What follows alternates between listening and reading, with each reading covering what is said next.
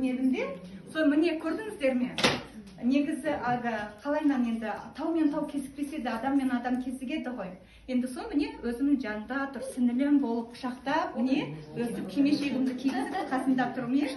Керемет енді қыздар, шынымен армандаңыздар, бір-бірлеріңізбен қосылып не ашыңыздар. Биылғы жылы не ашсаңыздар да берекелі болады.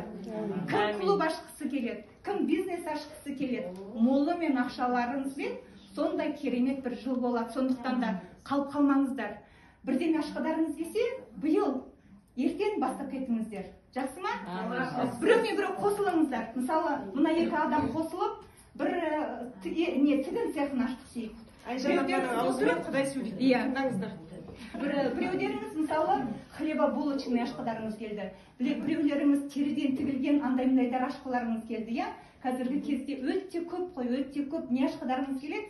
Соны ашып ойларыңызға келген әр қайсыздарыңыздың қолдарыңызда келеді. Себебі қазақтың ішінде жаман адам болмаған. Біз хандардың ұрпақтарымыз, ақындардың ұрпақтарымыз.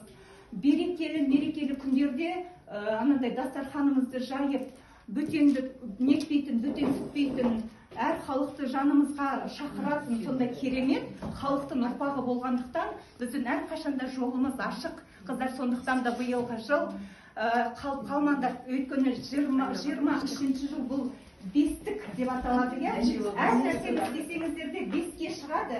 Сондықтан міне қалған айда артта қалып қалмай, өздеріңіз андай алдарыңызға мақсат қойып, барлықтарыңыз не істесеңіздер де іске асады. Сондықтан да ертеңнен бастап барлықтарыңыз біреулеріңіз хлебобулочный, біреулеріңіз